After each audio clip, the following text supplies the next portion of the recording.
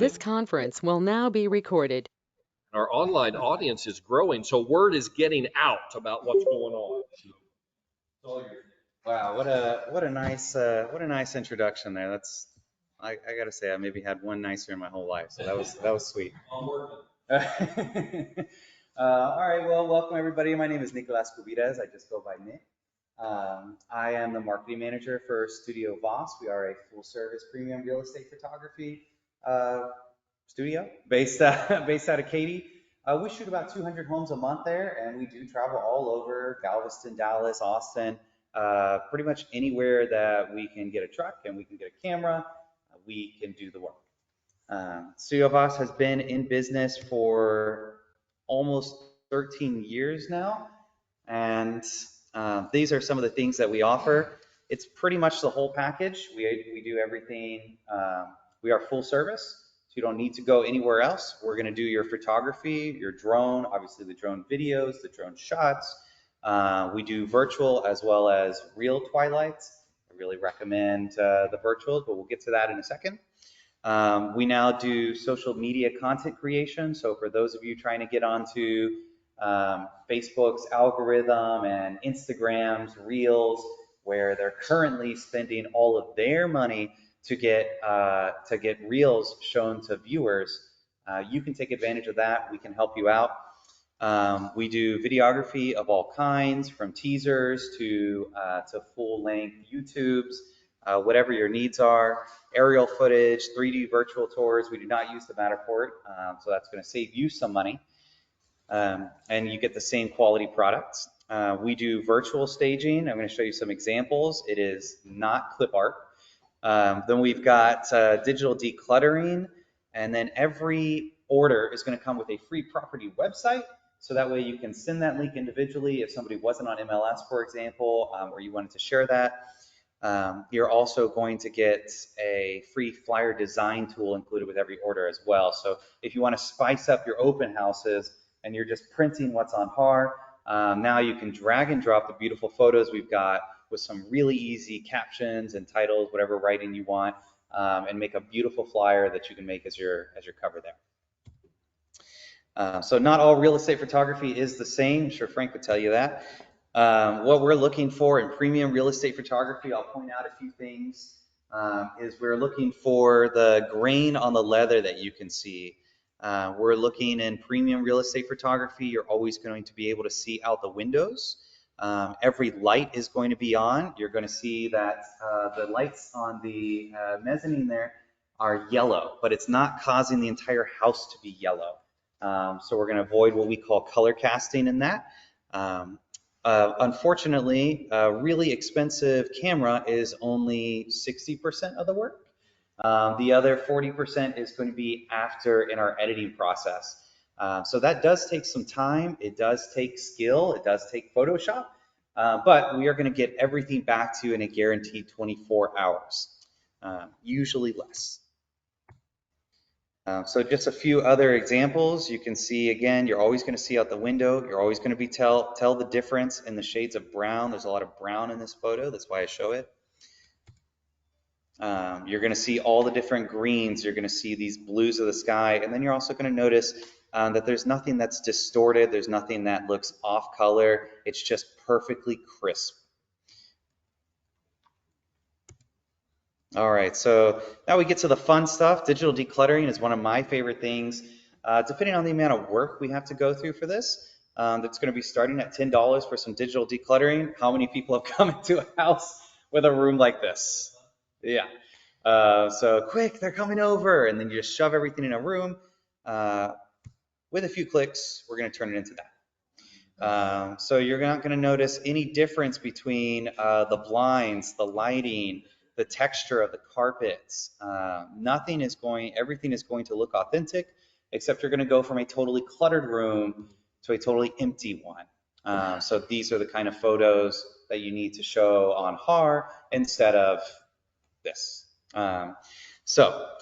do the same thing with the backyards. Again, people are going to shove things in the back, even if they don't. This is just some regular yard tools. It's actually pretty well organized, and we're going to turn it into that for you. So you have really presentable listings.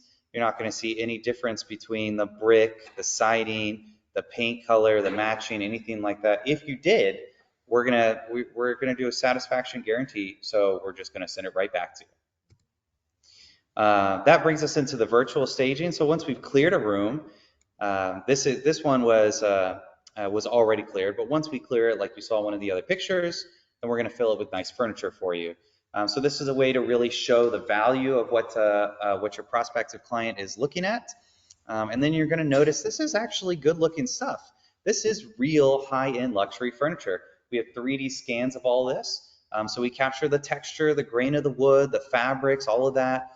So all the shadows are in place. You'll notice that you'll notice that the light shows where the shadows are casting from the chairs and all that. And then we're gonna do some nice things for you as well, like add some pictures on the wall, put a little tree in front of an outlet. Some things that really make this a beautiful cover image on home or anywhere that you're using it. We're always going to go a step above and beyond.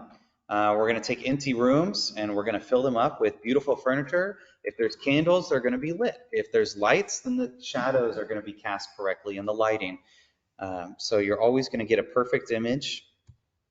Once again, always a step above and beyond. If there's a fireplace, you don't need to turn it on. We're going to digitally do that. If you could zoom in here, you would see that you can read the titles of the books. So we're very serious, and there would be almost no way to tell the difference between a staged home, which is going to cost you $1,000 a month, and something that you can show on an image for $30. So virtual finishing is something that we start around $60 an image. It does depend on how much work we have to do, but it's rare it goes over that. So if you're pre-selling condos or if you have a place that's still in development, and there is a lot of new development in the area, if you have something like this, we are going to authentically change it to what it should look like. So not only are we going to finish the walls, we're going to keep all the texture and shape. You can see on the ceiling those nice layered ceilings. We're going to keep the shape of the windows and everything. So this way you can sell the homes at its full value before it's fully completed. All right, so for twilights, again, it costs about $100 to send a photographer at a specific time of day to get that perfect sunset image, or for $15, we will do it online. That is a beautiful sunset. It is not real, but you would never know. And we can do that with any kind of home. Some people like the sun setting in the corner. It's a nice touch. We're always going to turn all the lights on in a home. This is the kind of shot that when people are spending hours scrolling on HAR and they see the same type of picture every single time, and then your twilight comes up, this is something that really makes it stand out. And right now, we are going to be offering a promotion I'm going to tell you about in just a second. So you get a free twilight and 10% off your first shoot. Or we're going to do 10% off your first shoot and a free headshot. Although Frank has already arranged that we're going to take everybody's headshot for free for his new team here. All right, you're also going to get a client portal with everything. You don't have to bug us for access to your pictures. They're going to be on the website. You can also schedule online. It is 24-hour scheduling on here.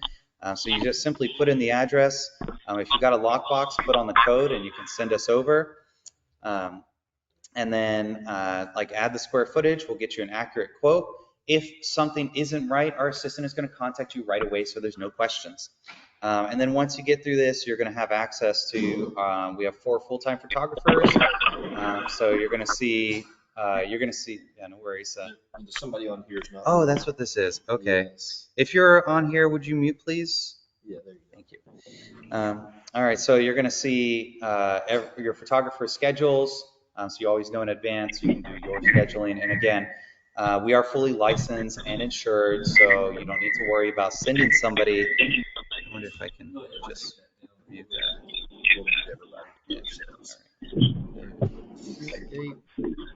That is pretty much the end, but I want to show you guys one of the last slides, which is our pricing list. We do believe in transparency. I will tell you, for those virtual twilights, that's a service that we want to offer you. We charge $15. We make $5 on those. So it's not about these big margins. It's about giving the best service to our agents, offering them everything on the table, and at the best, at the lowest prices that we can. Okay, you should be All able right. to carry on. Perfect. So once you've selected your availability on here, then we can just go ahead and start moving forward. There's our prices here. We start at 135. I think that's a good one. Thank you. Thank you. We got one. We got one there. Uh, so we start at 135. Most agents are spending about 150 on their shoots. So a lot of them are, getting like 1 or 2 twilights or some digital decluttering, something like that. It's going to be the average. Once again, virtual staging is going to be $30 an image. We do drones starting at 135. Drone video is going to include your photos. So it's really an incredible value. You're going to get both sets of images. Walkthrough videos start at 155, and we will edit those, add non-copyrighted music, or it is copyrighted music, but we own it, so that way you can use it, put it anywhere that you like, or you can put it on something like TikTok and do something trending. We can also help you with that. We do the social media content creation and the management. I would say that if you do know how to use Instagram, Facebook, you probably don't need us to manage that.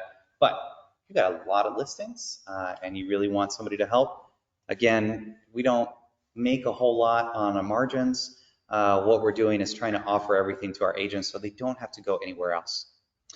And then I just want to brag about one thing. If you have a lot of listings, if you're starting to see things that all look the same, we have something called a Cinewhoop. This is a special drone that was developed for filming in California. We are the only ones in the entire Houston area using this. What that does is it allows us to take a wide outside drone shot and then actually fly it inside and with a single take do an entire tour of a home, and then going back outside. Usually we go in through the front door and then out through the back door and show every single angle. If you have a listing that you really need to stand out, you cannot find that anywhere else in the entire Houston area. In fact, actually, we charge the same price for it, but the cinematic is our professionally edited videos. Those are going to be like your teasers, your 1-minute things, your 30-second things, whatever that you want to put on social media. And then we also give you a longer format for your use if you want to show a client like while you were there talking to them. It's just that it's hard to hold anybody's attention for more than 10 seconds on the internet. So we like to keep them under a minute. And then once more, I'm just going to tell you our promotion. I'm going to come around with a couple of my cards. You're just going to order online, or you can call or text. We do that as well. You're going to get 10% off your first order.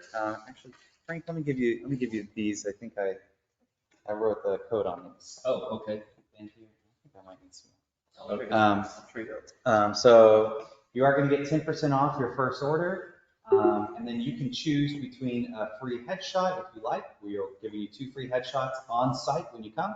Or if you already got your headshot, you're happy with it, whatever the case may be, then we'll give you a free Twilight to get started as well. Is that code welcome? Code is Nick10. Oh, some of these are weird. I don't know.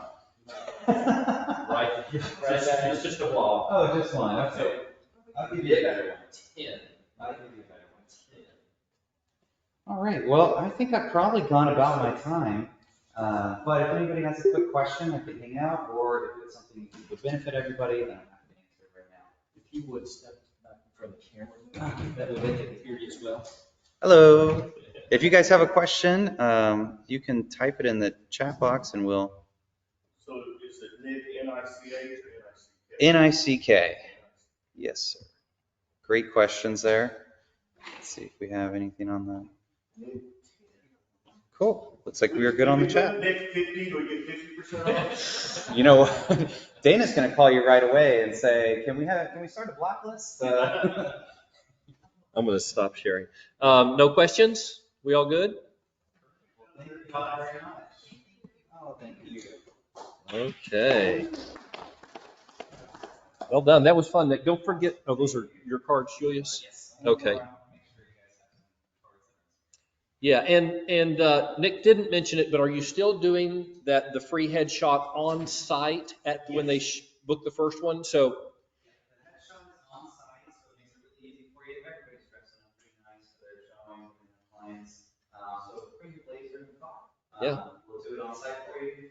Give you an outfit change if you want. Just don't make it take too long. So let me share that with our online group because they can't hear you back there. But when you book your first photo shoot, you show up at the home and they'll shoot a free headshot with you there. One wardrobe change. Don't take advantage. We're not doing like seasonal changes and all that. Okay. Everybody good? Somebody asked me, what in the world is all this stuff piled up at the front? And I just have to admit, I'm afraid of heights. I can't climb that ladder. Yeah, I'm seeing if that one works. Yeah. So, anyways, after we break today around 11:45 or noon or whenever that is, we're going to have some lunch, and then the people who really care are going to stick around and help us decorate the office. Those who want an extra star in their crown in heaven will be here. Those who are in the Christmas spirit will stay and help us put up the tree and decorate the office. So you're welcome to do that. Let me just mention a couple other things before we bring Julius up, our featured speaker with all the appraisal expertise. We have some really cool classes on schedule for Power Monday between now and the end of the year. One of those is going to be a top producer panel, and we're going to bring in 4 powerful agents from outside the Aspire group, people that you've not heard from before. And then in January, we're going to do another top producer panel about the 3rd week, and it will be all Aspire group icon agents. So you'll hear from outside into this year, and then we're going inside first of next year. Another thing that I want to share with you that I hope will be exciting to you, I am going back into real estate production. I have not done that for 5 years, but just like you are adapting and overcoming to this shifting market, I need to generate additional revenue to keep the lights on around here. And the simplest way to do that is for me to sell some houses and originate some loans. Now, here's why this is good news for you. I have been revamping everything in my real estate business, updating seller conversation, buyer conversation, personal brochures, outreach strategy, et cetera, and I'm going to share all of that with you as it develops over the next 4 to 6 weeks, and I get everything printed and rolled out. It's going to provide a template for those of you who want a step-by-step, scoop to nuts, comprehensive marketing strategy for your business. I'm going to do everything for my business and share it with you. In fact, I'm calling it my 2+ playbook. That's because my modest, very modest goal for next year, commitment, is to just sell 2 houses a month. Just 2, okay? Would you agree that's not outlandish? We should be able to chew bubble gum and sell 2 houses a month. And yet, most agents are struggling to do that. 2 houses a month, average sale price in this market actually generates a 6-figure income. And you know, my personal belief is that every single agent should demand at least a 6-figure income from their real estate career. Right, with the sacrifices that we make and the risks that we take, 100,000 should be the minimum acceptable, and then we can go beyond that. So I'm setting my commitment for next year at the minimum acceptable that I've been teaching for years, and I'm going to put everything in place to deliver on that and share with you, not just here and there randomly, But I'm going to introduce all of this in one of our Power Monday classes between now and the end of the year, and I'll promote it so you'll know it's coming, my 2+ playbook. And then in the new year, actually I have it set up, it's on the schedule, the first Monday in 2023, January 2nd, I think it is, if you're not hungover, it's the second, it's not the first, right? It's the second. I want you to come in with a clear mind. I'm going to roll it all out for you. And then those of you who want to participate, I'm going to be doing a weekly coaching session at 9 a.m. every Monday morning. That's going to be my 2+ playbook coaching group. Now, Tom, what would you pay for access to something like that? $19.99. Everybody would pay at least $19.99. But because you're in the room today, if you act quickly or if you're online, all of this is going to be available for, what is our favorite price? Free. Annie says free. I was going to at least give you 50% off. $10, but Annie says free. Oh, $1,900. Oh, okay. I'm liking Tom. No, obviously I'm kidding. This is just going to be part of what we do, but I'm sharing this with you because I want you to be excited about it. It's going to be real. It's going to be timely. It's going to be, this is what I'm doing, and you're going to be able to watch the results. And I'm going to tell you one story, and then I'm going to turn it over to Julius. When I first came to the Woodlands in 2013, it was as the business coach to RE/MAX the Woodlands in spring. They were the #1 RE/MAX office in the state of Texas in terms of overall sales volume and per age of productivity. And I was coming from a 20-year career in corporate. You know, I'd been running regions. I'd been a business development coach for RE/MAX of Texas. Basically, I'd been in the ivory tower. You know what I'm talking about? Not down on the streets. But when I showed up at this high-powered office, the first thing I said to them was, if you want to take your business to the next level, then do what I do. Because what I teach you in the training room, I'm going to implement in my own sales business, part-time, because I had a full-time job there, but evenings and weekends, I'm going to implement this. I'm going to practice what I preach, and I want you to watch what happens. Because I know y'all are the best. You know, I know the average agent in this office is making $250,000 a year. But if you want to go to 300 or 350 or 500, then do what I do. And within 8 months, I was top 10% in the office, that office, working part-time. I'm saying this to whet your appetite. There is some good stuff coming. I'm gonna do the exact same thing. I'm gonna restart my real estate career from scratch with the goal of selling 2 measly houses. Why only 2? Well, there is all this other stuff, you know, that's going on in my life. But 2 a month is going to make a big difference for me. I suspect adding 2, it's not you only have to do 2. Whatever you're doing now, the strategy I'm going to implement will get you at least another 2 a month. Would that be helpful in anybody's life? An extra $100,000 a year. Would that be helpful for your family? So that's the strategies that I'm going to be implementing, and I'll be sharing all of it, and I'll be coaching you through the implementation of this in the 2+ playbook that will be kicked off on January 2nd, and then the coaching sessions will start the next week, okay? All right. You are very welcome, Jenny Gonzalez. Okay, Julius Frankeny, come on up here. We know Julius because he spoke at our October Power Mondays, but we had so much going on at those events, he didn't have time to really go deep or answer all your questions. We kept having to cut you guys off. Well, we wanted to bring him in today so that we don't have that restriction and that time limitation.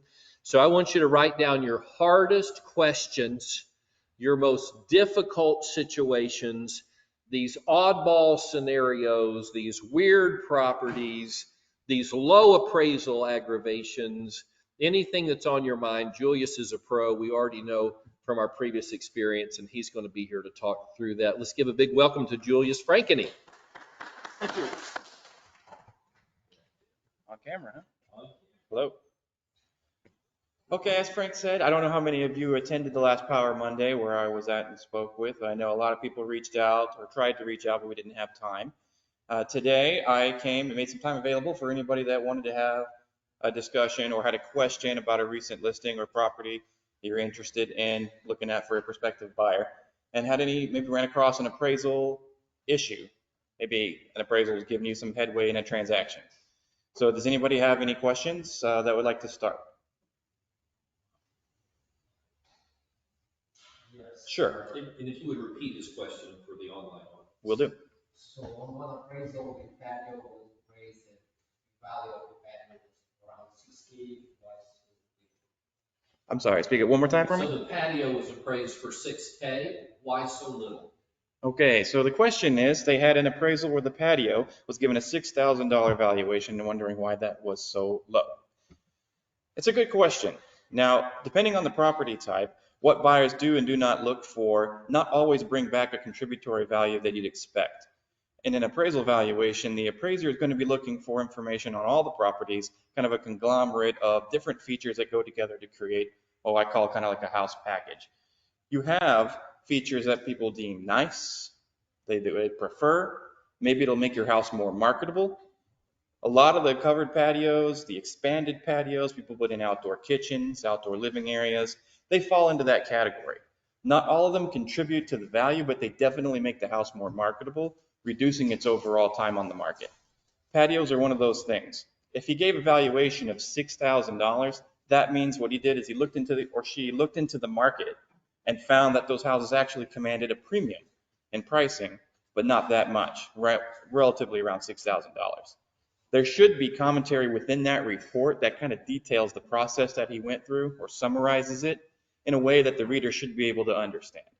If he didn't, then maybe some questions back through the lender that ordered it, if it was for mortgage lending, might be in order for that one. Is there a certain limit, for example, how much would you appraise the patio? The limit? Yeah, the limit of how much would you give it as one patio versus the other patio? Well, there's no actual limit per se to the value anything will give other than the amount the typical buyer might pay. Our job as real estate appraisers is to kind of measure that reaction amongst all the sales that happen in a market over a certain time period. So in the market that house was in, he should be looking to see, okay, these houses had patios, these houses didn't. Or this house had a larger covered patio with an outdoor kitchen, and this one didn't. And repeating that process over and over, you should be able to gain an understanding of how buyers in the market are behaving when it comes to that particular feature and adjust for that property he was doing an appraisal on. So there's no limit. If you've done work here in the Woodlands, you probably see some vast, extensive patio work. Whole other houses could fit inside some of the patios that we've appraised here in the Woodlands. You're going to see some pretty big numbers on those, especially if you compare it to another house that doesn't. In general, if you've looked at a bunch of appraisals for luxury homes like that, you might not actually see adjustments for patios frequently. And that's because the Woodlands is pretty big. We've got a lot of property. We've got property that sells frequently. So the appraisers are able to compare houses with similar large covered patios to each other that don't need an adjustment because they're the same. I was going to try to put your picture up there, but it does not allow me to do that. Oh, nobody needs to see me. How about we'll watch you and Jenny. How about that? Okay. All right, Jenny. Jenny is going to help the overall ambiance here. So. Oh, much improved. Much appreciated. Thank you. As well, if there's any questions online, I can see in the chat message here we have, Bob, are we able to request a specific appraiser for our buyers' lenders? That's a great question. And it really depends on what lender it is. Most lenders work within secondary mortgage market guidelines, the GSEs, Fannie Mae and Freddie Mac. There are appraiser independence requirements that would prohibit that for obvious reasons. Before the last market crash, this was going on quite frequently. Brokers, loan officers, they'd find appraisers that were amenable, could be a contract price. Maybe didn't care so much about the ethics behind the appraisal process. That was an attempt, these AIR, appraiser independence requirements that were put in place since then, were an attempt to try to mitigate that. And one of the things that's included in that is the prohibition against specifying a specific appraiser for a mortgage lending transaction on a loan that's intended for the GSEs. So unfortunately, no, you wouldn't be able to request a specific appraiser for the buyer's lender. However, lenders are well aware that they need to find quality appraisers because they're not just like chocolates, not all great, mixed box there. Agents in every industry has this, maybe not as experienced, maybe they're new. So a lender will look out and find and hold a panel of appraisers based on their experience, based on referrals, and hold a kind of a scorecard-like system of appraisers that they know do quality work and will actually give them reports they can rely on, that they're credible. They've done their research. They've actually put the work into it, rather than somebody that's just trying to turn and burn, make some money, put a valuation. Now, what's the contract price you need? 285, 285 it is, and they'll send it out. Not so much anymore. Lenders are more concerned, especially as Frank pointed out, we're going under some pretty big changes in the industry, in the marketplaces right now. It's more important than ever for them to have an appraiser in their pocket that knows what they're doing. So if you don't, even though you can't specifically request the appraiser for your lender should be doing their due diligence to maintain a quality panel, which we are on many of those. Sure. So I have a question, I have a paradigm of concerning appraisals. This is a long paradigm. Would you ask it up there? Otherwise, he's got to repeat. Come on up here. This will be much easier than me repeating it. Go, Tom, go. Tom, everybody. Hey, so over 40 years of buying my own homes and also selling several, the appraisal has always come back as the sell price. Never higher, never lower, just sell price. And so that's over 40 years and also in this year, several homes. So that's my paradigm, is that as long as you have a reasonable sell price, with a little bit of fact, and I now know how we get sell prices. We pull them sons of guns out of the air sometimes.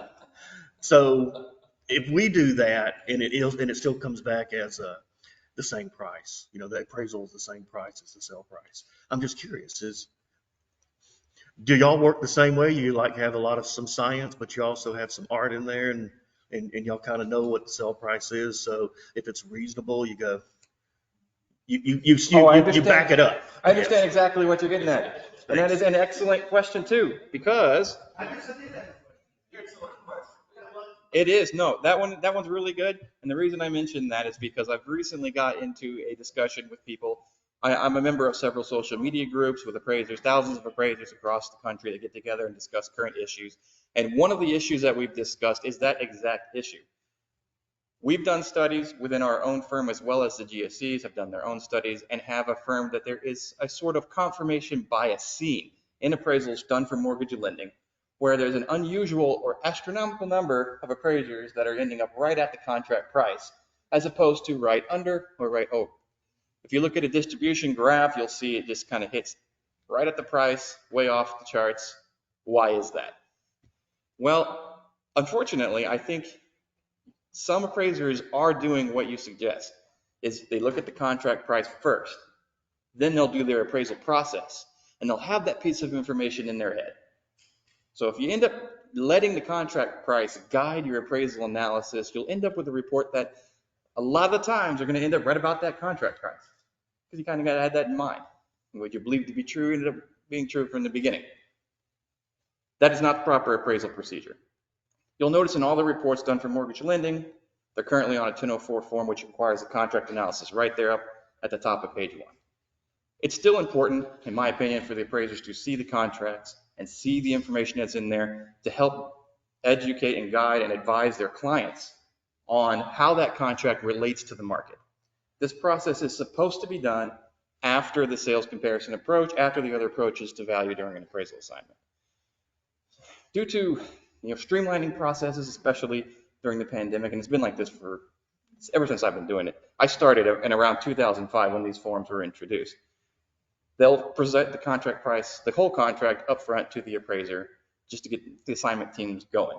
right? Oh, appraisal assignment, prosecute all the documents the appraiser needs, the contract gets put in there and sent on to the appraisal firm, so they have it.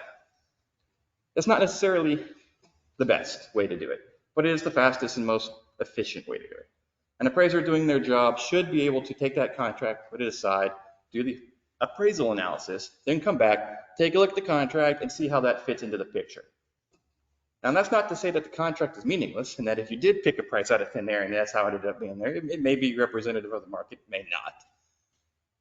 But the actual price, if done properly, the analysis for that price into the market, if it's within the range the appraiser found, I'll give an easy example. It found from 100,000 to 110,000 on a simple starter home. Those prices aren't reasonable much anymore. When the contract price came in at 107. Well, the appraiser may have been thinking 105, right, to begin with. You got a contract price at 107, just above that. The question remains at that point, at the end of the appraisal process, what does the appraiser do? In general, 107. Yeah, right? 107 every day, right? Every day.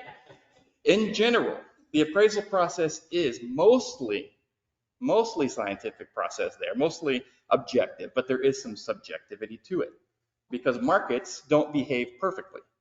You can't tell me, or anyone can tell you, that a price should be this exact amount for that house. That house is $297 versus $295. $1,492,687 is not an appropriate estimate of value for any property.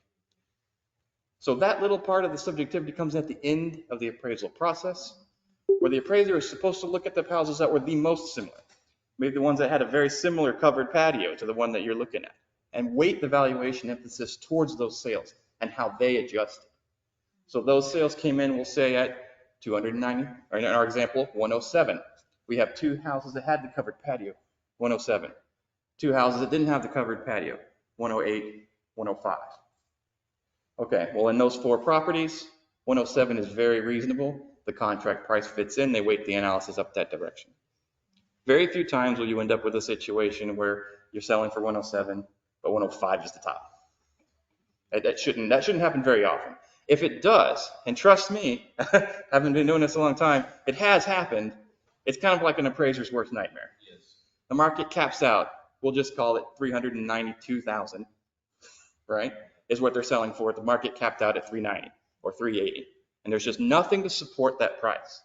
That doesn't mean that that person shouldn't be able to buy the house for 390. All it means is it's not the most probable price.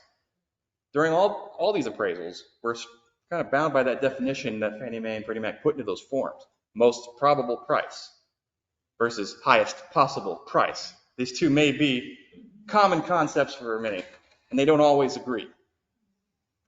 But in the case that we can, we do reconcile that contract price within the estimated range of values for the subject property. It should not equal as many times as it has. 40 years, always, something's going on there.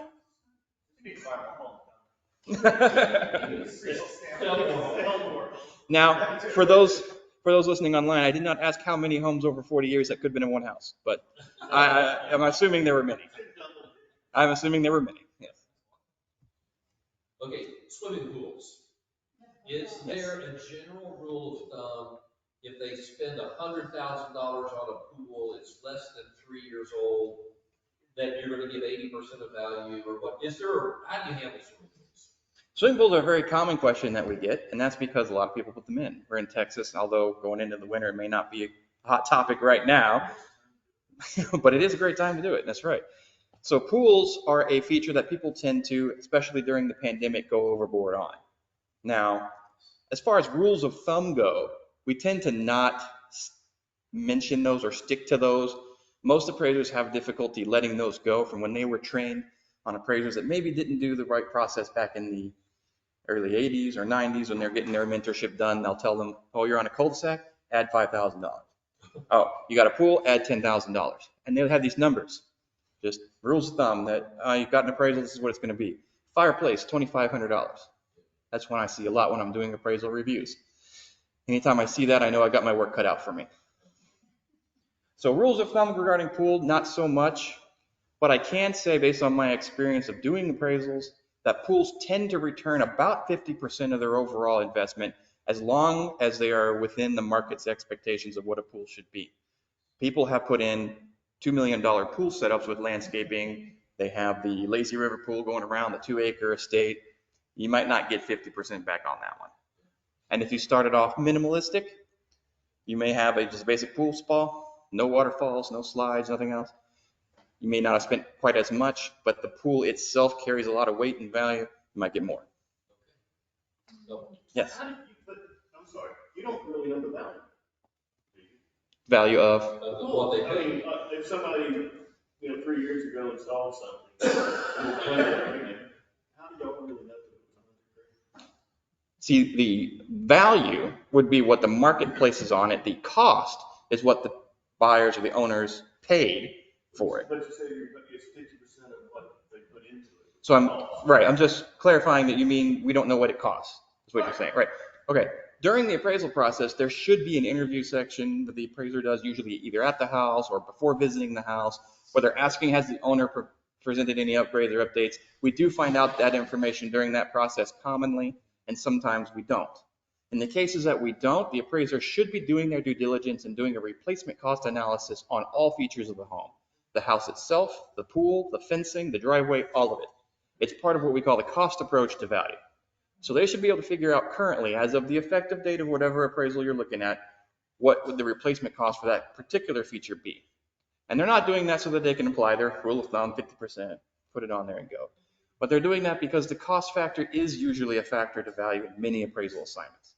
Most of them that exclude the cost approach to them, there's usually a reason. And that happens a lot on older properties that have been around 100 years, you're in a historic district, really old, and there's been a lot of renovation in between. It's a lot more difficult to do that cost approach to value. So it may not be listed in an appraisal report you're looking at, but the appraiser should have done the analysis and kept it within their work file. Unfortunately, I agree that I think a lot of appraisers do, and they shouldn't. One of the last ones, Ron put in $100,000 pool. And we got an appraisal before we decided what the price should be, because they thought that was so much. That's good. But nobody asked this question. I think they just drove by and put the picture in front of the house. And then they gave an appraisal. So the appraiser Used as a sale price to sell the home. appraiser didn't visit. Okay. Appraiser didn't visit the house, is what you're saying? They didn't talk to the owner either to know what that pool cost back in the backyard. Well, if you got that appraiser's card, you might not want to keep space in your wallet too much longer. Well, I'll say this. We do offer pretty much three different levels of property inspection analysis. You have the full appraisal, which you're used to already. There's the drive-by appraisal, which is an exterior analysis of the property, which can be good, can be sufficient in times where you already have all the information about the inside of the house already and you don't need it. Yeah, they just don't need to get into it. And there's also a desktop appraisal analysis. So the appraiser doesn't need to even visit the house because they've either seen it recently, it's in an area they've recently driven by. They can do that. No, you're fine. This is exactly why I decided to come here today. I feel like answering questions like this next one is important. You bet. That sounds like a good model for us today.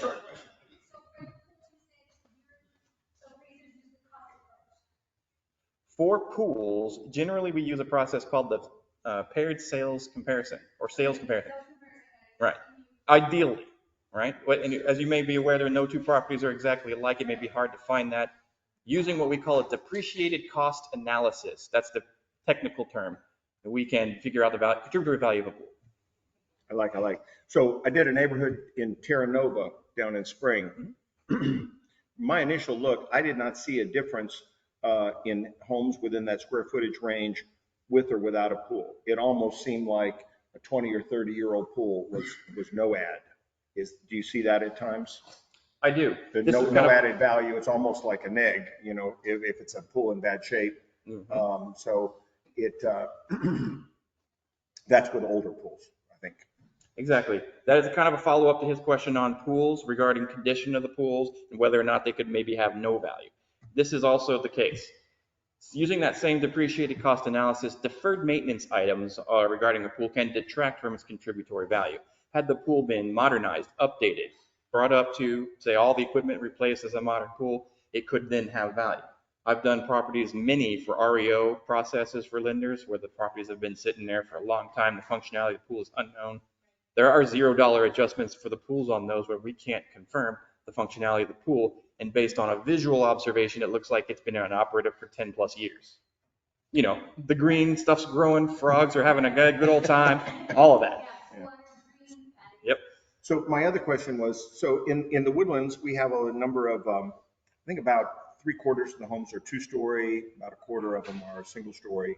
But within any given area, is it best practice for us as realtors to just look at 1-story homes when we're pulling together comps to compare to our property versus any home within that neighborhood? Because you can have homes that are adjacent and, you know, it has to do with what's more important, the value of the home or the price per square foot. So tell us as realtors, best practice when you have a neighborhood that's mixed in that regard. Sure. And the mantra I follow on that is going to be the same for every property we appraise. The most proximate, recent, and similar comparable sales available. If you happen to have a bunch of sales that are similarly 1-story to your property you're trying to figure out a price point on, you're going to want to stick to those. 1 versus 2-story is an issue that comes up very frequently in appraising, because most neighborhoods around the country have that combination. 1, 1.5, 2, 2.5, even 3, 3.5, especially downtown in Houston. We do a lot of townhomes that are attached together. They're 4 stories tall.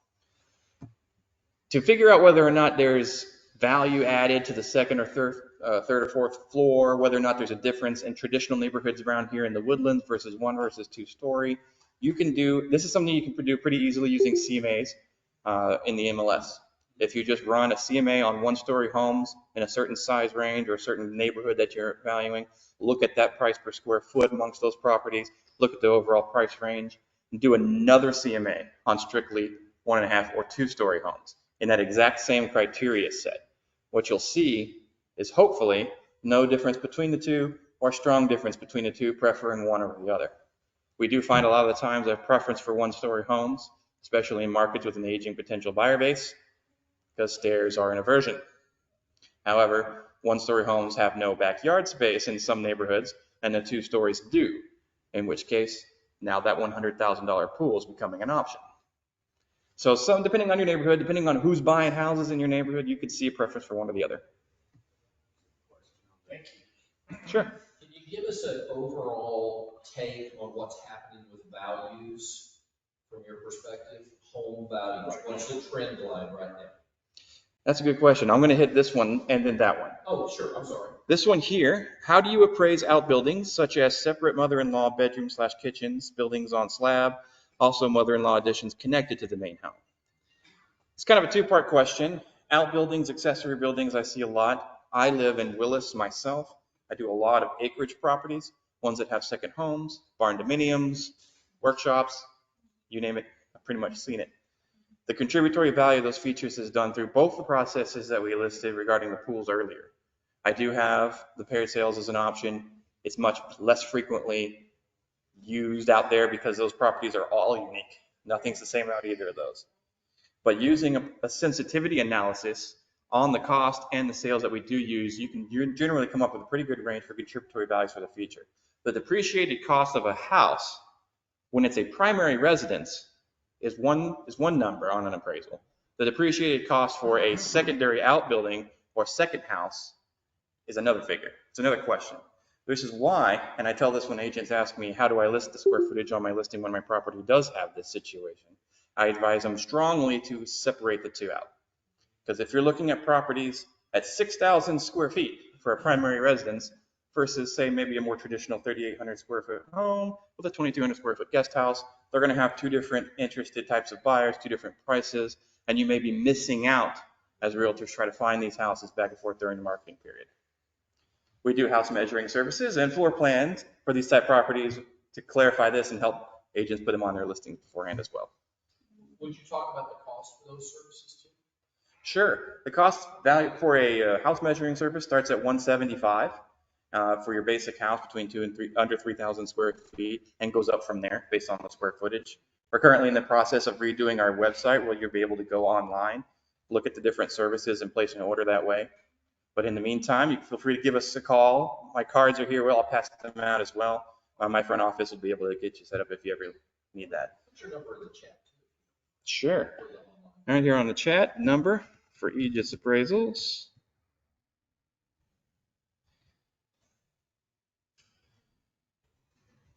May I make a comment about that before you move on to a different question? You bet. Who's that?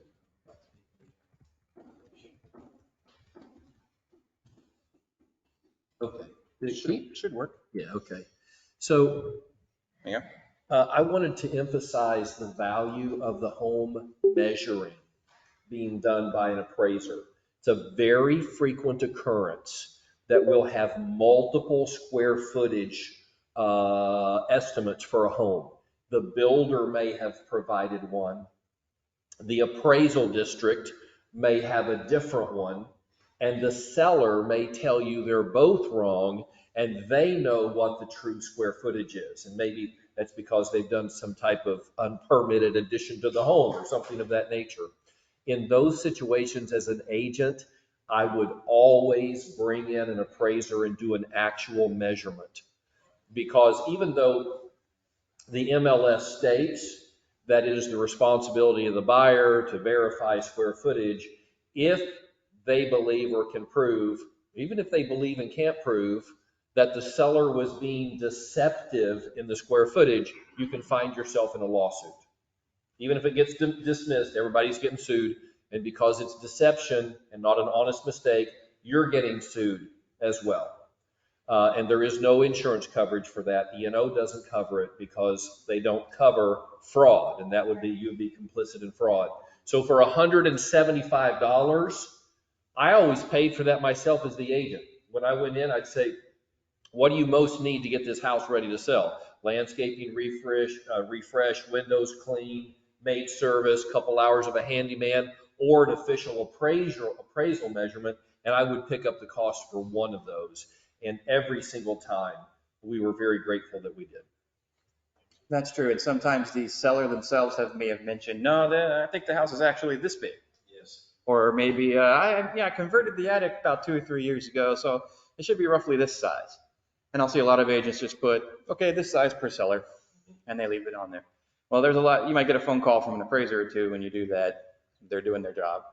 To kind of confirm what was it that caused that size discrepancy. We need to kind of figure that out. Also, I think HAR rules and regulations 1.2 is the one that kind of where those lawsuits kind of come from. Being required for accuracy of the information that's inputted into the MLS. So back to the market trends question for everybody. I actually just wrote an article on this because as of like 11/1, there's been a drop in overall sales prices seen in the Woodlands area specifically of around 15 to 20% from its peak in July. Yes. 15% decrease. 15 to 20% decrease in median sales prices amongst Woodlands properties from July to November 1st. Yes. Now, there's a lot that goes into that figure. It's a macroeconomic analysis. It could be that the fact that the houses are slightly smaller, but during my analysis, when I was looking at all the data, it looked pretty homogeneous overall on that scale. And what I'm really seeing, the Woodlands is not immune to the national slowdown that we're seeing. This started because somebody sent me an article from the AEI, the American Enterprise Institute, doing a housing analysis, noticing that in over 60 of the major metros around the country, they've all seen price drops since their respective peaks. And I wanted to kind of put that out there for the Woodlands too, although it's not one of the major metros on the list. Houston is, and it did make that top list. We are relatively resilient here in the Houston area, down 0.5% from its peak. So it's not quite that much. But all the suburbs around Houston have seen stronger drops. Part of that is due to the kind of what we're dubbing, the great remorse from the great resignation, right? So people are coming back into the cities after employers have now started back up into their post-pandemic methods and policies. So some of the outlying areas have seen a strong decline as the inner side of the cities have seen more boosted figures. And once the website's back up and the new one's up, that article will get posted on our website. You'll be able to see that one as well.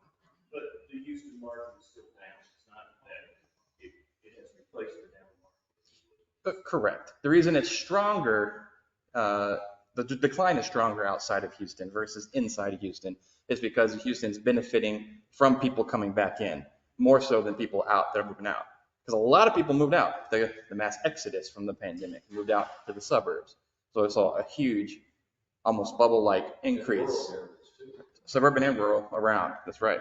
And so those areas are getting hit the hardest now as things have slowed down. You'll notice massive price increases kind of across the board. Inventory's back up. And now we've shifted from a hot seller's market into more cooler buyer's market in those areas.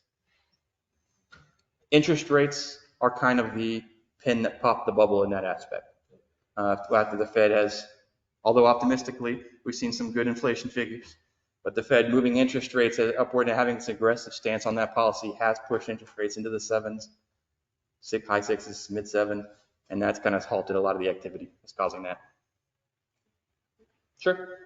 You mentioned acreage, so I have a client who's looking for a property in Montgomery County, a home on 3 acres.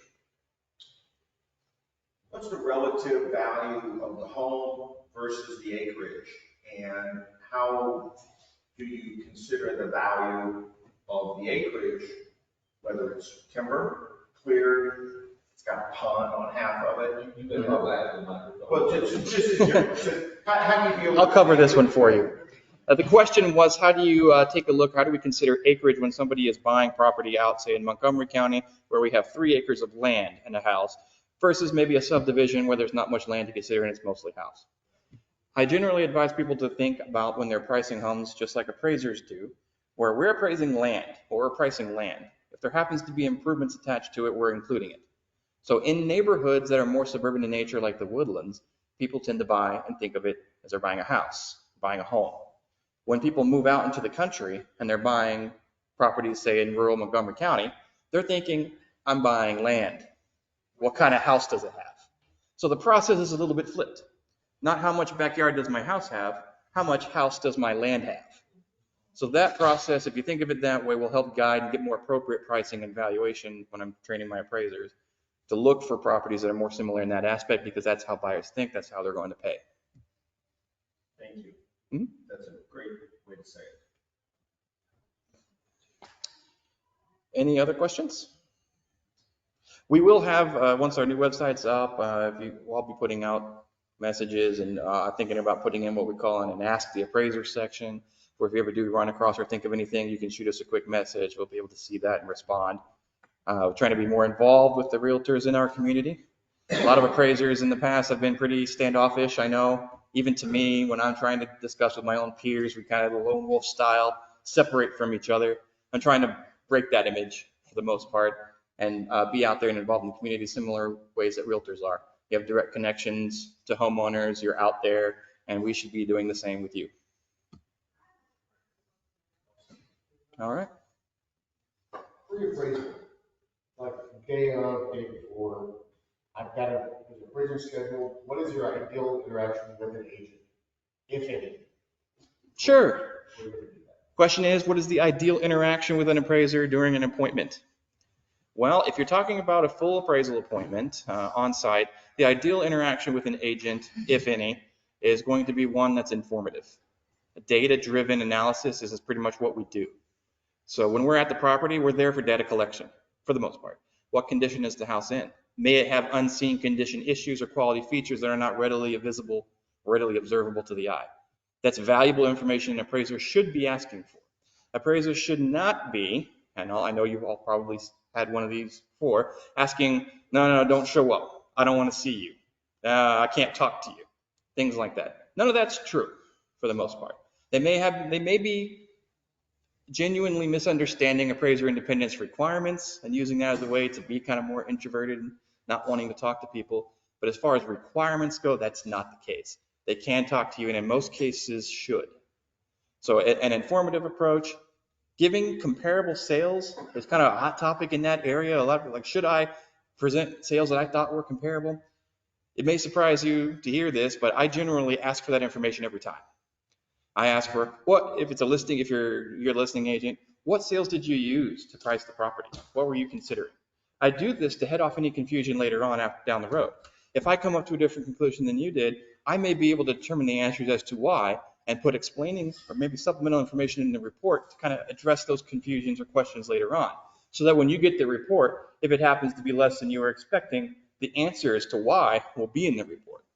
An appraiser that stands off, doesn't get the information from you, he'll be thinking like they did over there. Maybe he just pulled the price out of thin air, had no idea what it was, doesn't know, doesn't care. That appraiser is going to be receiving the reconsideration of value request every time. And he will, right? So continue to follow your gut in that aspect and definitely reach out to the appraiser that are involved in your transactions. If you have one that's kind of standoffish, my best advice is to reach out through digital means. Say, I know you're a busy guy or gal. Maybe if you got a card, maybe I could send you an email and kind of leave them alone during the inspection process. That's going to be more of a social interaction. Some appraisers may just be uncomfortable speaking. Unfortunately, I fit that category sometimes more than others, but I'm definitely interested in information, and most appraisers should be, the ones that are doing their job. Expanding on that just a little. Sure. Some realtors suggest helping the appraiser as much as possible by being forthcoming with that type of information all the time. Always provide their market analysis to the appraiser. That sounds like someone that's had experience in the market dealing with it. Okay. Because other people bat it down like they don't want it, they're not going to look at it, they just don't let it. Who knows? I have left my CMA for the appraiser in a place where he can find it or she. Kitchen counter? Yeah, I'll be like, hey, I make it very cool, like, hey, these are my comparables, like, you can take a look at them. Sure. Thank you for your support, because they support us. Mm-hmm. You know? And the ones I've dealt with, I've appreciated it. Yes. I'm glad to hear that positive feedback. I've seen that. I've received all sorts of minor tokens of appreciation as well, from cookies to water to full-on breakfast buffets, sausage, kolaches, the whole deal. The greater the package, the more I get a little bit concerned about what that price might mean. So don't go overboard on it unless you want to start making him or her a little nervous. But providing the data part of that, definitely every time. Well, now we're in a digital market and age right now to where emails work great. Sometimes the old approach of putting an appraiser packet on the kitchen counter is just kind of a human touch, right? That's nice to see sometimes. Appraisers should not be saying, no, I don't need that, or I don't want that. But I can understand how some might have said that or felt that way, especially over the past 3 years, having a plethora of data to pull from and being asked for 40 appraisals a day and sleeping 40 minutes a night. So maybe they're really kind of getting that from that aspect of it. Don't talk to me, I got too much to do. But I can tell you now, of appraisers, the thousands of appraisers I've talked with over the past 2 months, that should not be the case for most. They appreciate it. Generally, they should, yes, they should. And you can't get the same information we get. You're not tied into an MLS system that you get. We are, yes. And kind of like I was, yes. The appraisers are required to have a broker level access to the MLS, at least the main one for an office like myself. So we do have all the data that you do through the HAR MLS matrix system. Most appraisers should be trained on how to export that data and use lots of the technology and tools behind the system to do an analysis on that data, more so than just a simple CMA export. So it's not that we don't have access to the information. The reason I'm mentioning it, especially with that situation over there, is that it's great to have that insight on those sides and answer and head off any confusion later on. Hopefully it all, right. And hopefully it all works out, right? Hopefully you found this, we found this, we meet right here, deal successful, move on. Unfortunately, we are the one party that's obliged to not advocate for the transaction. So either way. But, yeah. You don't come up with good appraisals, it's nice. Well, I shy away from using the term good appraisal to refer ones that met contract, but yes, I know what you mean. Was there another question? Go ahead. On older homes, are kitchens and bathrooms still the most valuable, or how do you, when you're looking at such a thing? I understand it's the overall, but a new kitchen, new bathrooms, a clean house. What creates a home is still the same as it's been for many years. The kitchen is kind of the centralized point of the home. And especially on older properties, ones that maybe not meet current market expectations or trends due to lack of modernization, you're going to see an impact on value. People tend to still spend most of their money when they're remodeling houses on the kitchens and master bathrooms. That mantra is still kind of there and true. When it comes to valuing property, what we kind of treat that as is the core of the house. You got your main living area, kitchen, and then the bedroom and main primary bedroom and bathroom suite. Starting there, that's the most valuable portion of a house because that's what the most people need and want. As you expand on the house, 2 beds to 3 beds to 4 beds to 5 beds, game rooms, media rooms, recreation rooms, ballrooms, in the case of a 10,000 square foot house, that value tends to shrink a little bit in contributory value, especially as a percentage of the overall house. It all starts with the center of the home, the kitchen, family, and main bed and bath.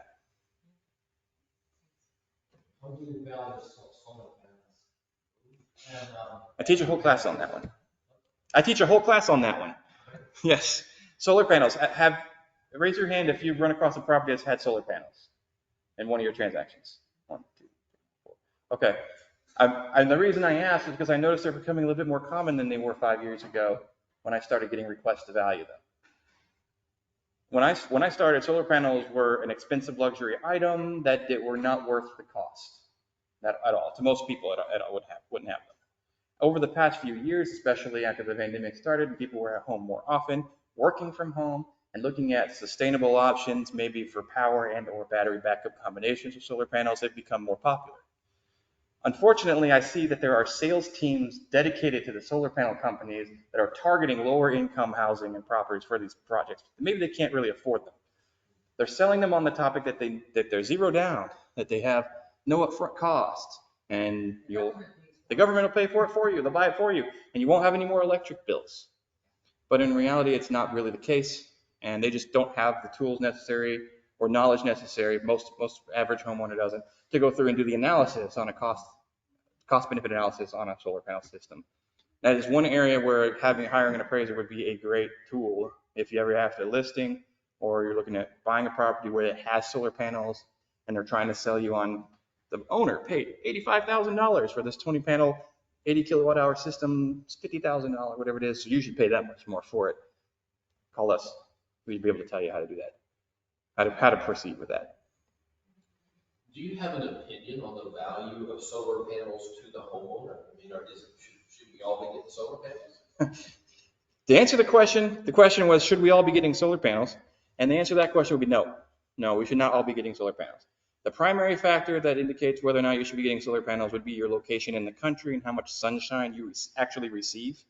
If you're in a very sunny state, there's going to be more benefit. Yeah, kind of obvious on that one, right? But after that, let's say in your average, in like middle of the road, up down the central corridor of the country, Texas specifically, where we are, should we be getting solar panels?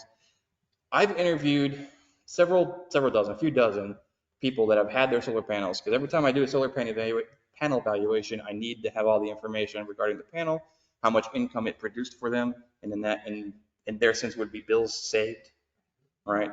And I can tell based on how much they spent on the system, how much it's costing them, how much versus how much it's saving them, to kind of judge a ratio there of where are we at with solar panels in our area.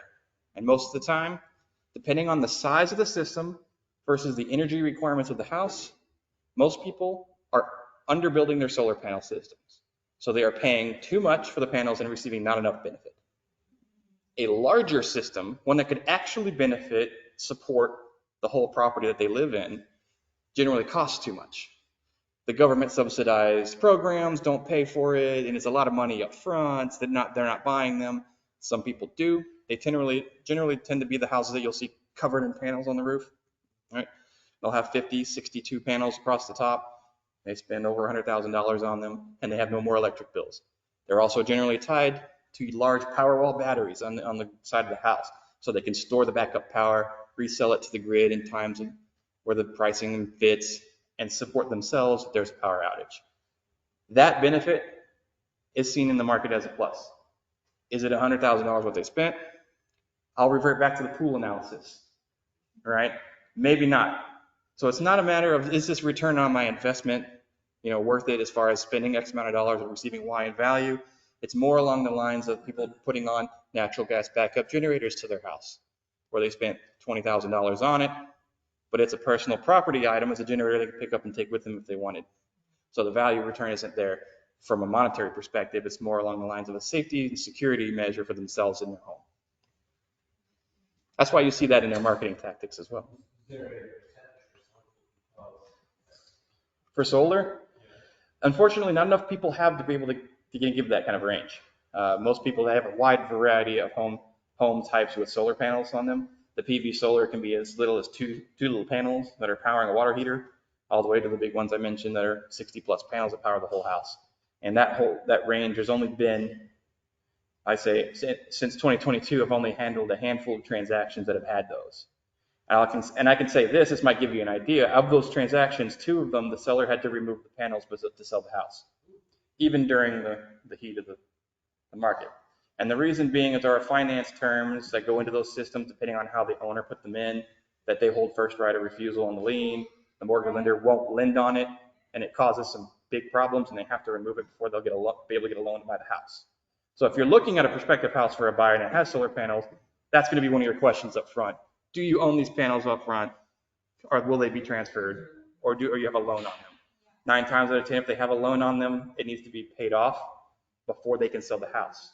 Not after they sell the house, paid off with the loan proceeds, because that would be more convenient for everybody, including the appraisers. But no, it has to be paid off before the lender will take on the responsibility of title.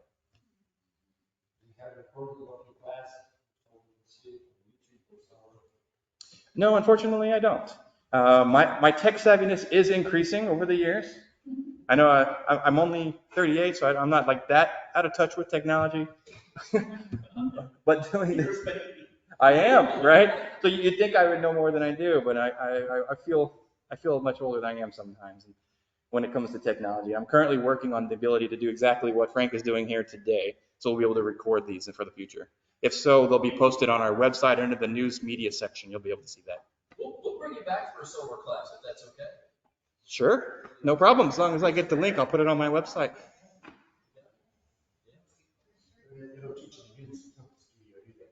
Trumpet studio? No. You know who I am.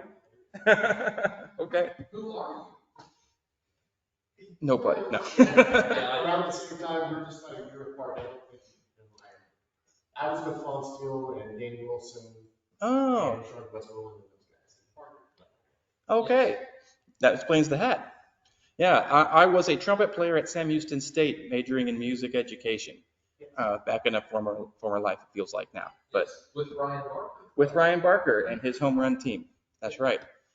I've seen many of his Alpenhorn festivals and everything that he does with our former teacher, Randy Adams. Yeah. Who sold me it 20 years ago. No, he did. Happened. All done? Any questions? Anything else? Okay. I'm sure we'll be meeting again. Yeah. Thank you online as well. All right. I'm going to get one of your cards too. Okay. All right. So Elizabeth Griever is just 7 minutes overdue. I'm sure she'll walk in the door any moment. But I'm kind of glad for the break because we have heard some incredible information. Just popcorn. Let's just talk about the issues real quick. 2 or 3 that Julia's talked about that might be extremely valuable to our buyer and seller clients. Solar panels, I'll get us started. What else did we talk about? Pools. What else? Kitchen bath remodels and their value, or if they've not been remodeled. What else? Patios. Pricing trends. Did y'all hear that? Wasn't that important? Okay. Now, Joyful came in and stole my cell phone a moment ago, or I would have been doing this publicly as a model. That's what leaders do. We model preferred behavior, right? But I don't have my phone. So I'm going to encourage all of you to pick up your phone and go to Facebook. I don't see a lot of movement in the room, Julius. Y'all are scared, aren't you? I might go get my phone and do this, okay? I want you to go to Facebook, and you can step out somewhere quiet. It's not raining yet. And I want you to do something like this. Hey, Facebook friends. Y'all can say something cooler than that. I just sat through the most amazing class with an appraisal expert, and he shared some information on solar panels that I think you might find helpful, and then bullet point 2 or 3 points. Or I just heard an appraiser's opinion on the value of kitchen and bath remodels and what it might cost you if you're not up to community standard. Okay? Or let me share with you some late breaking information about the impact of the market shift on home values in the Woodlands and other suburban areas in Houston, and the inversion that's taken place just in the last 2 months between city properties and suburban and rural properties. Boom, and just kind of share that. You see what I'm saying? If you'd like a graph to do that with, I can just send me an email on the card. I can send you my graph. People like seeing that. Okay, who's game? Who would be willing to do that? And we'll make you do it public, but how many are willing to do that? Okay, we got 3. That we got 30, we got maybe 20%. That's good. 30%. Kevin will do it? Kevin might do it for you. Those of y'all who are shy, just give your phone to Kevin. So, all right, so we're gonna pause. I'll leave our live stream on for when our next speaker gets here. But Julius, thank you so much. That was amazing, and we will have you back again and again. It was great information. Okay. All right. So as soon as Elizabeth shows up, I'm going to stop the record button. But This conference will now be recorded. As much as you can, if you don't mind, because we do have an online audience. There's 6 people still with us. And you have the floor, so talk to us. Thank you. Good morning. My name is Elizabeth Creever. Thank you, Frank and Abbey Realty, for having me here. Frank has been supportive of me and my business for the last 6.5 years. Clearly, we have history because you said Abbey Realty. You're right. I'm sorry. You're still Abbey Realty for me. I'm so sorry. I've known Frank since eons ago. It feels like at this point. He was very kind to me and very supportive of my business the first time I met him. So very grateful to you, Frank. And I'm sorry. You're right. You're always going to be that for me. So, anyways, I am a local real estate investor. My husband and I own our company. It's called EverSanCooper. And it is my full-time job, my all day, every day, working with homeowners that have properties that are dated or distressed, or they need a really simple, quick option to sell and move on. But what's unique about me and how I position myself is that I am not a realtor. And I'm not a realtor for like 20,000 reasons. You guys do so much, and I want to focus on finding and renovating properties. There's so much else that goes into it. So when we list our properties for rent or for sale, we're hiring a realtor because it's just too much. And so I say that to you because since I'm not a realtor, we can work together in a multitude of ways. And the biggest one is that if somebody comes to you and they have a house and you go walk it and you're like, oh my gosh, what am I going to do? How am I going to help these people? There's so much to get out of here, or there's so much work to do, or they need a really quick close, or any number of situations where it's like the market might not be the best option for them. I want you to call me and say, hey, I've got a local investor. We are a local family-owned company. We don't just like have an office here. We like live here, do life here, all the things.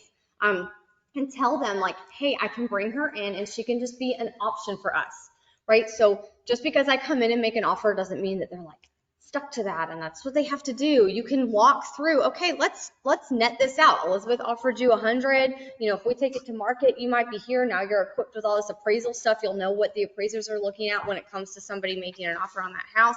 And so you can net sheet it out with them and see like what are they really estimated to actually take home, because that's the most important aspect of it.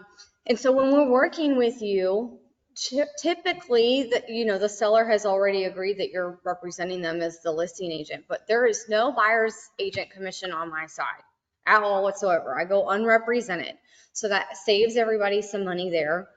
And then if the other kind of aspect of that is if you know another realtor, like maybe that realtor doesn't know me, but you know me, and they've got a property and they're like, what am I going to do about this person, this property, whatever. That is a situation where you can call me and say, hey, Elizabeth, I know about this property and I would represent, you'd represent me. on that transaction. So you could be my buyer's agent for that property.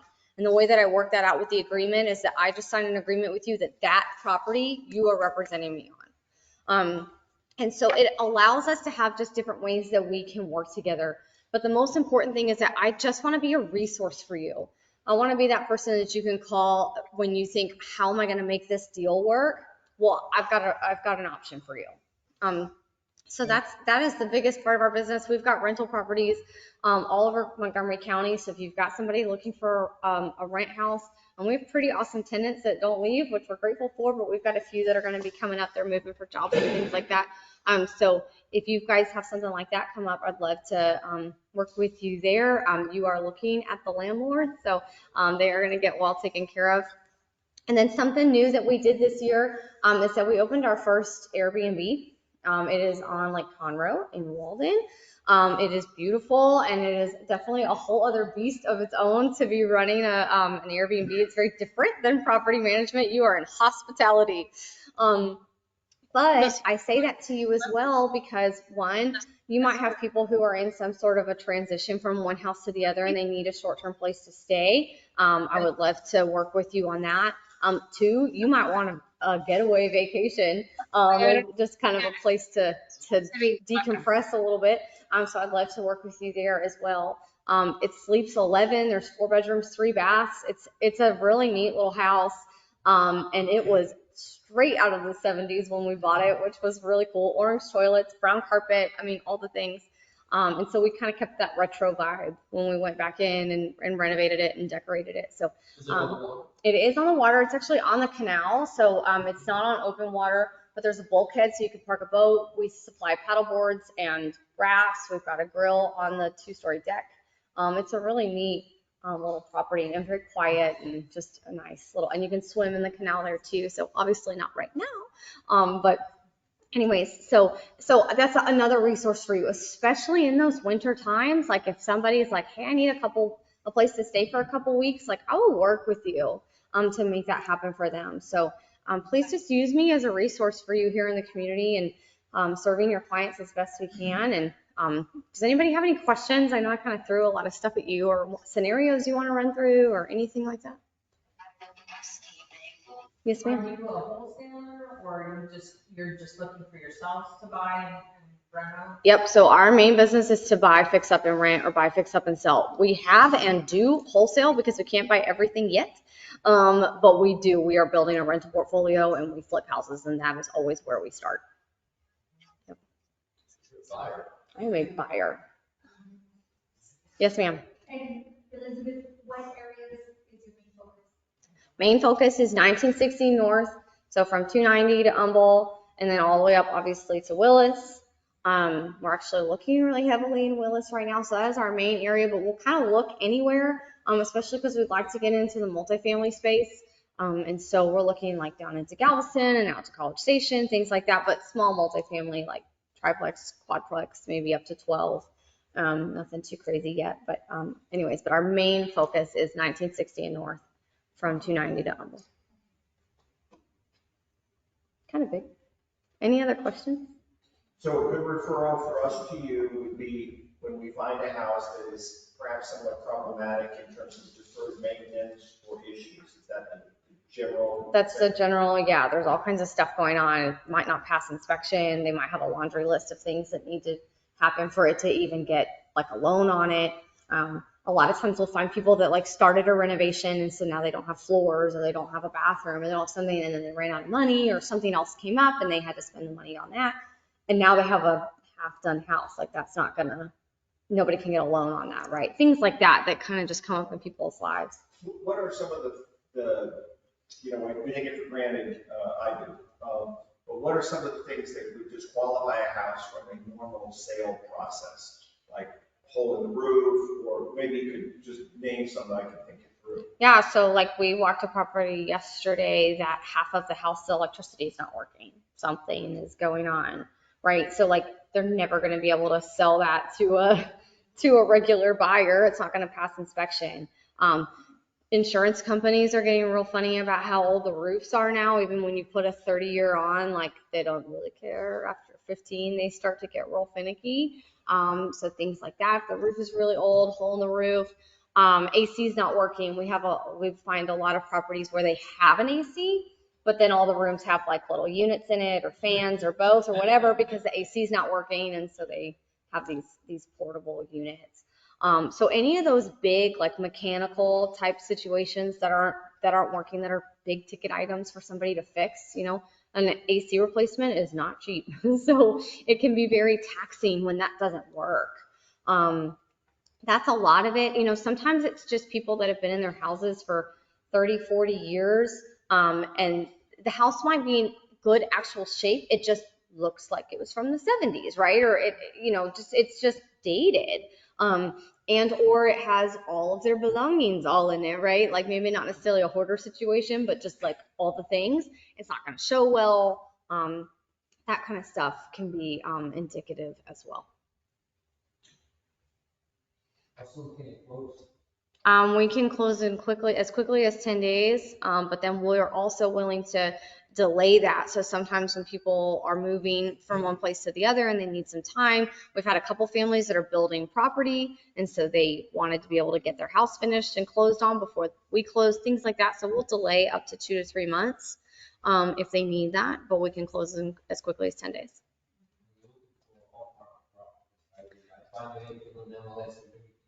We'll still run the numbers. As a matter of fact, the property in Conroe and Walden that we bought, the Airbnb was on the market, and a realtor called me and said, "Hey, Elizabeth, I found, saw this property pop up. I thought it might be good for you. You want to go see it?" She brought me out there. We went to go see it. She represented me to buy that property. So it was listed by an agent. She saw it. She called me. We bought it. So it does not have to be off market. What was the biggest defect or challenge with that property when you bought it? We actually didn't know when we bought it that the biggest problem was two things. One, the water line to the house was compromised. So we had the water turned on and it was showing on at the meter, but it wasn't getting from the meter to the house. So we got to dig that up. That was really fun. And then also the house was really dated, like I said, like straight out of the 70s. Well, literally somebody had left that house at least 20 years ago and like never came back. And so after 20 years, CenterPoint takes the electrical meter off the property. I don't know, actually, it's probably sooner than 20 years, right? But so we go to turn the electric on and they're like, "We don't have that property in our system." And we're like, "But do you have," we like named the next door neighbors, and they're like, "Yes." And we're like, "Okay, well, then you have us." And we figured out that it was because the house had been not occupied and there were no utilities on for so long. So we didn't know those two things, but what we did see, we knew the roof was old. We knew the AC, everything, the roof AC, hot water heater, electrical panel, we had to replace all of that stuff. The house was a little musty, that's the word. So we had to do a little bit of remediation in one room, which actually once we took the sheetrock down, it wasn't nearly as bad as we thought it was going to be. But there was, we had to take the carpet up, all the bathrooms got gutted, everything. That whole house went to the studs. It looks beautiful now. Thank you. You restored it, and I want to thank you for, I've been to a number of events in the area where you put forward an opportunity to stay there, and that you're donating that, and that's a great thing. I think it was fun. What was the one this last weekend? Oh, it was Vel, yeah. Mm-hmm. What was that? That was the Vel Institute, yeah, our veterans event, yeah. Thank you for donating that. Yeah, thank you. You're welcome. I want people to get out there. It's a good space. Any other questions or examples you want me to run through? How does the process work?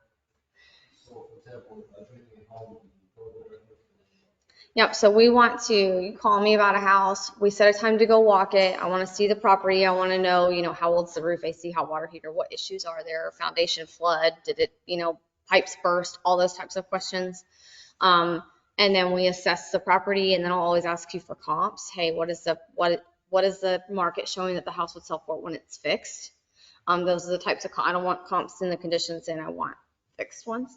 And then we work backwards from there. So we'll take that number, we'll type in our reno and holding costs and all that kind of stuff. And then if we're going to hold it, what's that going to look like? And if we're going to sell it, what's that going to look like? And then that's how we come up with our offer.